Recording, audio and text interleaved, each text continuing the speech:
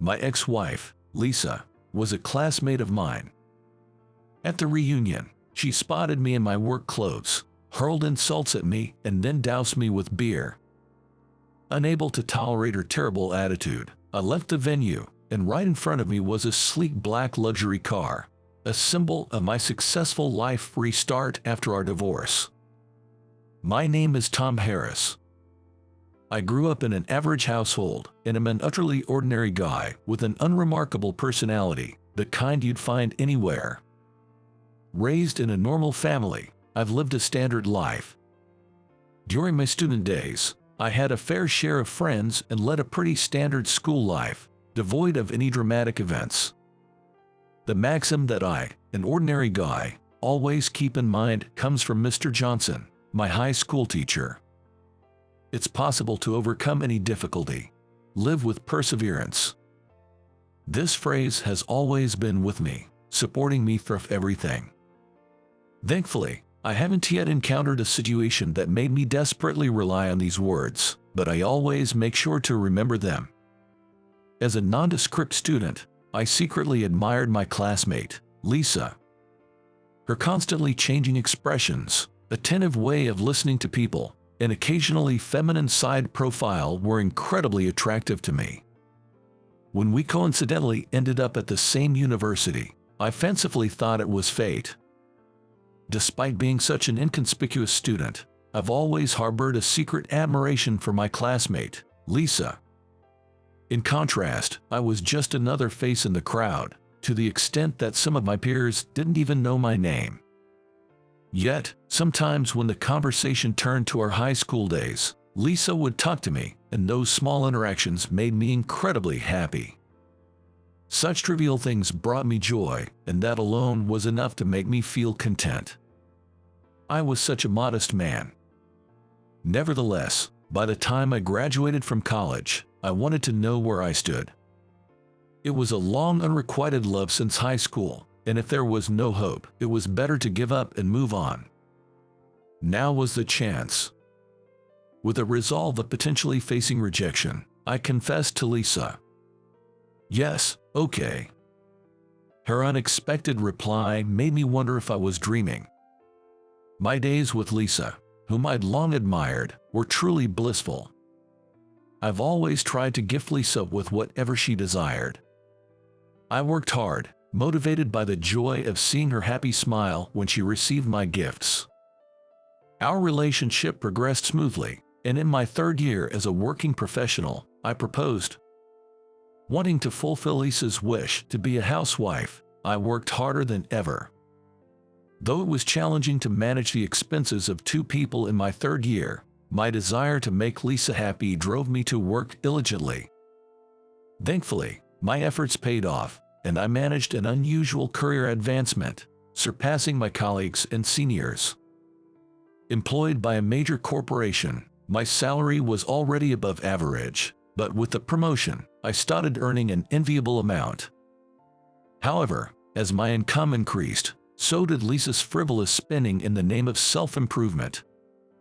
While it wasn't threatening our livelihood yet, the seasonal brand bags and new clothes for every meal with friends added up.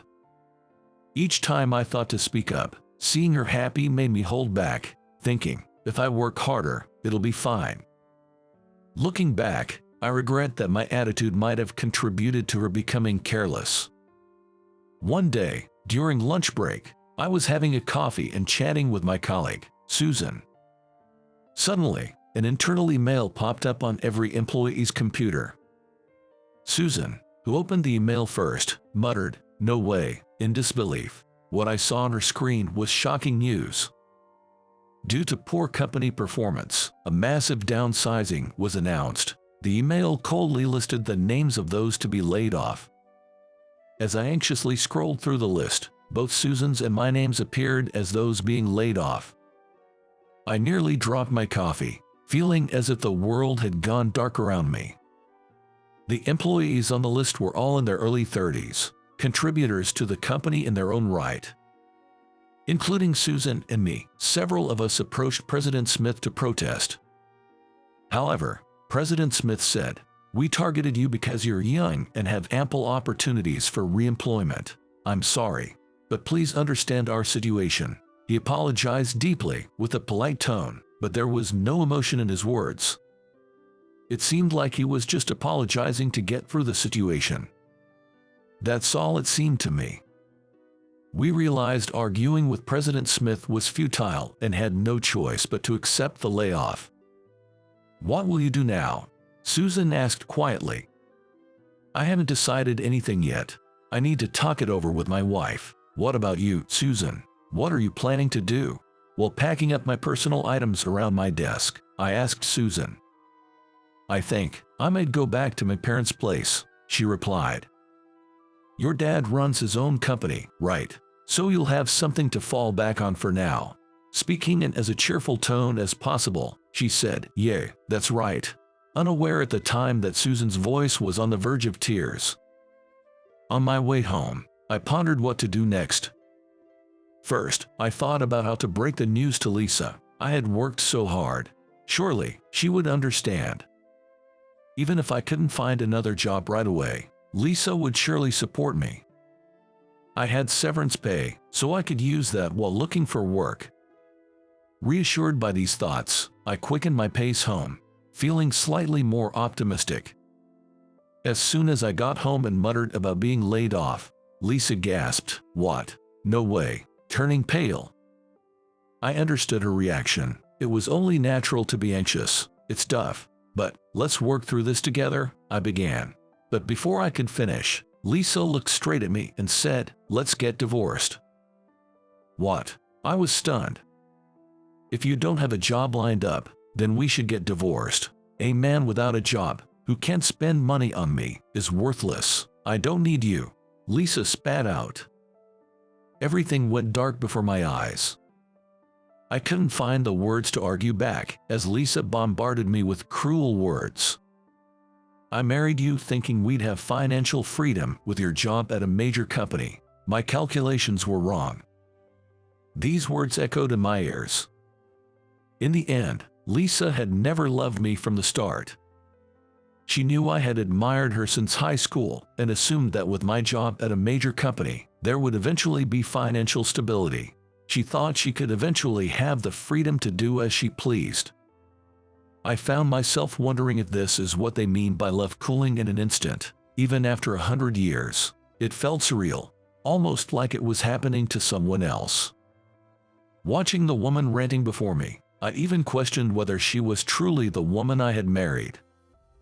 As Lisa continued to list her grievances, I felt a growing revulsion and said, "All right, let's get divorced." I couldn't settle my emotions or start job hunting until the divorce was finalized.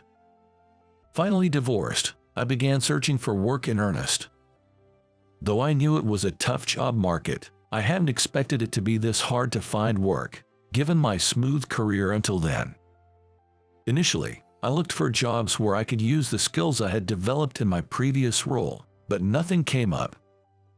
Despite having some savings, the urgency to find a new job soon began to set in. As my applications were repeatedly rejected, I realized I couldn't be choosy and started applying for jobs in fields where I had no experience.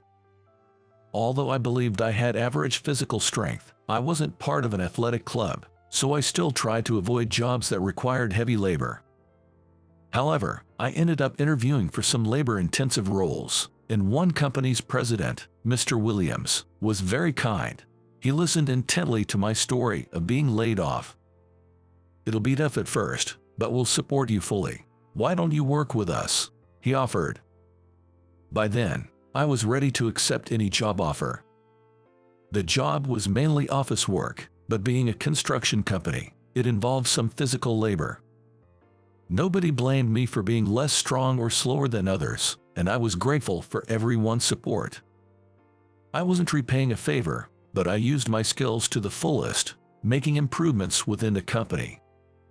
Thanks to that, I gained trust from Mr. Williams and my colleagues. I felt truly fortunate to have joined this company. Just as I was getting comfortable with my job, I received a notice for a high school reunion. Unpleasant memories resurfaced. I didn't want to see Lisa's face again. But I did want to see Mr. Johnson, my former teacher. After some thought, I decided to attend the reunion. I was getting ready to leave when an unexpected work call came in. Without hesitation, I quickly changed into my work clothes and headed to the job site. It took longer than expected, and by the time I arrived at the reunion, it had already started. I had brought a change of clothes but decided to go in my work attire. Greeting familiar faces, I looked for Mr. Johnson but learned he was hospitalized. If Mr. Johnson isn't here, there's no point in staying. Maybe I should leave early, I thought. Just then, I heard a voice I didn't want to hear, cooing, "Oh, isn't that Tom?" It was Lisa, who had become even more flamboyant, or rather, more vulgar, than before. Beside her stood Ethan, rumored to be a fast-tracked elite. Watching Lisa look up at Ethan with a flirtatious gaze, I instantly knew he was her next mark, and Ethan didn't seem to mind. Lisa, dressed to the nines in luxury brands, and Ethan, in his elite-looking suit, glanced over me from head to toe and burst into laughter, clearly mocking my attire in work clothes. They were mocking me for wearing work clothes. "What's the matter? Is that the only outfit you have for such a grand reunion?" Just as one would expect from a man who got laid off for being incompetent, Lisa said, with a vulgar laugh. "Really, Tom, have some pride, even if you're laid off. Walking around like this. It's just embarrassing to think we went to school with someone at rock bottom," Ethan added with a smirk. Just as I thought Ethan and Lisa were nodding in agreement, Lisa suddenly poured the beer she was holding over my head. "Ah, that outfit suits you just right, you loser," she exclaimed. "Why don't you just leave? You are ruining the vibe here." "I don't have time to mingle with poor folks," he said disdainfully, as both of them looked down on me with contempt. It seemed they didn't even notice how everyone around us was taken aback by their behavior. They probably thought I felt out of place in my work clothes. Pitying them, and not wanting to spoil the atmosphere for others, I decided to leave. "I get it, I'll leave," I said and headed for the door. The classmates around me chimed in. "You don't have to leave. You should stay longer since you've come all this way. And don't worry about those two." I didn't want to spend another moment in the presence of those two, standing in the center of the venue with their smug smiles and arms crossed, looking at me. I told my friends I'd catch up with you guys later and opened the door to leave. That's when a sleek, black luxury car pulled up. The appearance of a luxury car outside the restaurant caused quite a stir inside. Naturally, Lisa and Ethan made their way through the crowd, eager to get the best view of the car. Calculating as ever, Lisa was eager to find out who the car belonged to. Then, the chauffeur stepped out and said, "President Harris, your car is ready," saying politely. I could feel the atmosphere behind me freeze.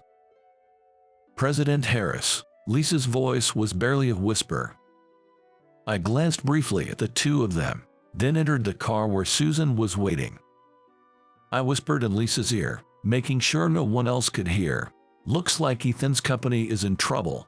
You might want to start looking for your next guy soon." Then I slipped past the motionless Lisa and got into the car. "Hi, how was your day?" Susan greeted me with a smile as I climbed into the car. "It was okay." I let out a sigh, relaxing my shoulders as I answered. In fact, my new job turned out to be at Susan's family's company, by sheer coincidence. Which meant that the kind Mr. Williams, who had been so supportive, was actually Susan's father. He had appreciated my earnestness and diligence and had made me vice president. Susan and I had confessed our feelings for each other. We found comfort and ease in our shared history, and before I knew it, we were a couple. Mr. Williams, more than anyone else, was happy for us. Susan and I were even planning our wedding soon. I had learned about Ethan's company during my business dealings. Although it was a major company, there were persistent rumors of financial irregularities, and it seemed an investigation was imminent. Whether or not the rumors were true, a company with such a reputation wasn't a good business partner. It was clear that Ethan was heading into rough waters. As I looked out the window, I thought about who Lisa would latch onto next, remembering her scornful laughter. "They'll be fine," Susan assured me. "People like that always find a way to survive." I had to agree with her. Soon, we arrived at the hospital where Mr. Johnson was staying. He greeted me warmly, a bit frailer but with the same kind smile. "Wow, Tom, you've got a real man's look now." He grinned at me with a cheerful smile. "Mr. Johnson, I've always held on to the words you told me back then. I've followed your teachings, and now, I'm truly happy in both my personal and professional life. Thank you so much." As I reported this, Mr. Johnson smiled warmly, looking at Susan and me, and I deeply felt how fortunate I was to have such a wonderful mentor. Half a year after that tumultuous reunion, Susan and I happily tied the knot. At the company, I'm being rigorously yet kindly groomed by my father-in-law, the current president, as a successor. There's still much for me to learn, but I believe I'm living the most fulfilling days of my life right now. Sometimes I wonder what my life would have been like if I hadn't dared to switch industries back then, or if Lisa had stayed with me after I was laid off. But it's precisely because of that layoff and divorce that I have my current happiness. Those times were tough and embarrassing, but I'm here today because I persevered. There's no obstacle that can't be overcome, just as Mr. Johnson said. I never gave up, found what I could do, and worked hard at it. There will surely be more challenges ahead, but I'll continue to strive step by step, never arrogant or despairing, holding Mr. Johnson's words close to my heart. For Susan, who supported me, and for myself,